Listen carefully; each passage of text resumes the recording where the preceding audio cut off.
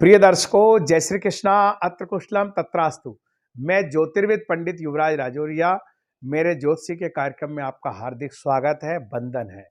प्रिय दर्शकों, आज मैं वास्तु शास्त्र की चर्चा करूंगा। अक्सर ही हम सुनते हैं कि अमुक मकान में वास्तु दोष है। वास्तु दोष से क्या होता है? वास्तु दोष के कारण कलह होती है, आर्थिक स्थितियां खराब हो जाती है, व्यापार नहीं चलता, घर में लोग पीड़ित रहते हैं। तमाम प्रकार की समस्याओं से जब लोग ग्रसित हो जाते हैं तो फिर वास्तुकारों के चक्कर लगाते हैं। तो ये वास्तु क्या है और ऐसी कंडीशन क्यों बनती है, इस पर मैं चर्चा करूंगा। वास्तु एक ऐसा पुरुष है, वास्तु पुरुष, जिसकी हम कल्पना करते हैं। जब हम किसी भी भूखंड का निर्माण करते हैं तो हम उस भूखंड को 9 हिस्सों में बांटते हैं। 9 9 81 81 हिस्सों में उसका हम बांटते हैं और ऐसा वास्तु पुरुष की कल्पना करते हैं जिसका मुख, सिर ईशान कोण में है और पैर उसके मुड़े हुए नैऋत्य कोण में है और दोनों कंधे, एक कंधा वायव्य कोण की तरफ और एक अग्नि कोण की तरफ ऐसे उल्टा लेटा हुआ वास्तु पुरुष है। उसकी हम कल्पना करके और उस भूखंड का नक्शा बना करके, तैयार करके और फिर हम अपना निर्माण करते हैं। तो ये वास्तु पुरुष कौन है? मत्स्य पुराण में एक कथा आती है कि एक समय दानव और देवताओं में महासंग्राम छिड़ा हुआ था। देवताओं की ओर से भगवान महादेव युद्ध कर रहे थे और दैत्यों की ओर से अंधकासुर युद्ध कर रहा था। भीषण युद्ध हो रहा था और ऐसे युद्ध के समय में ही दोनों अंधकासुर और महादेव के शरीर से पसीने की कुछ बूंदें भूमि पर गिरी और उन बूंदों को भूमि पर गिरते से ही एक विराट पुरुष महाबली उत्पन्न हुआ, जिसने सारी पृथ्वी को ढक लिया। जैसे ही विराट पुरुष उत्पन्न हुआ तो दैत्य और दानव दोनों भयभीत हो गए। दैत्य और देवता दोनों भयभीत हुए और युद्ध विराम करके ब्रह्मलोक में जाकर के और ब्रह्मा जी के यहाँ स्तुति करने लगे, प्रार्थना की।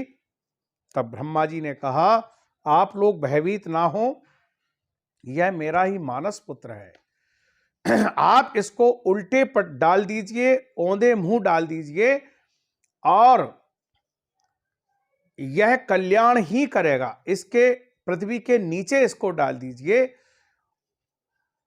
बस इतना ब्रह्मा जी ने उनसे कहा। तो वास्तु पुरुष जो था, वह जो विराट महाबली जो था, वह भी ब्रह्मा जी से प्रार्थना करने लगा, प्रभु मेरी रक्षा करें, मुझे आकारण ही क्यों उल्टे मुंह डाला जा रहा है, मैंने क्या अपराध किया है दैत्यों का और देवताओं का। तो ब्रह्मा जी ने कहा, चिंता ना करो, आज से तुम्हारी उत्पत्ति हो रही है और मैं तुम्हारा नामकरण संस्कार कर रहा हूं। तुम्हें दुनिया में वास्तु पुरुष कहा जाएगा और जो भी निर्माण होगा, चाहे वह मकान, घर, किला, नगर, गांव, बाग बगीचे, प्याऊ, कुआं, तालाब, बावड़ी, मंदिर, प्रसाद, जो है किले इत्यादि के जितने भी निर्माण होंगे, सब में सबसे पहले तुम्हारी पूजा की जाएगी।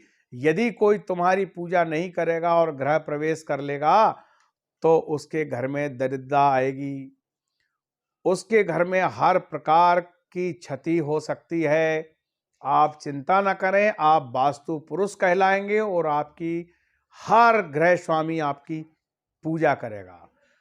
जिस दिन वास्तु पुरुष का जन्म हुआ, भादों का महीना, कृष्ण पक्ष तृतीया तिथि थी, कृतिका नक्षत्र था, भद्राओं के मध्य में वास्तु पुरुष का जन्म हुआ और ब्रह्मा जी ने तमाम प्रकार के उनको आशीर्वाद दिए।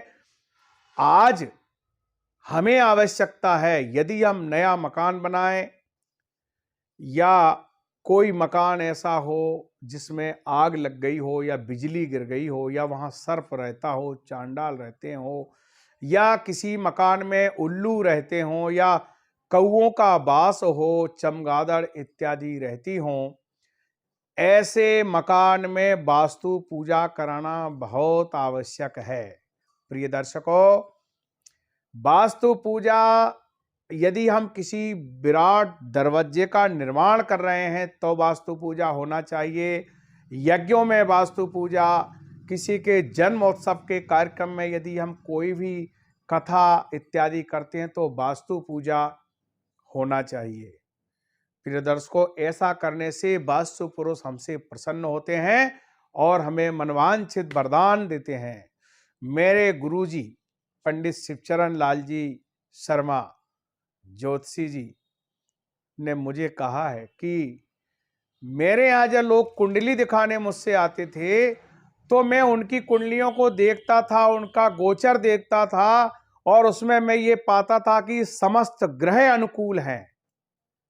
दशाएं, महादशाएं, शुभ ग्रहों की अंतरदशाएं, सूक्ष्म दशाएं, प्राण दशाएं चल रही हैं।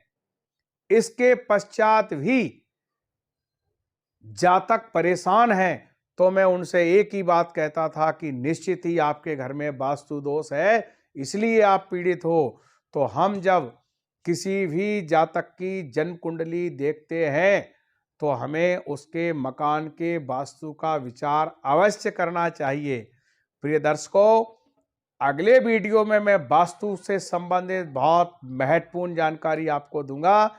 जय श्री कृष्णा।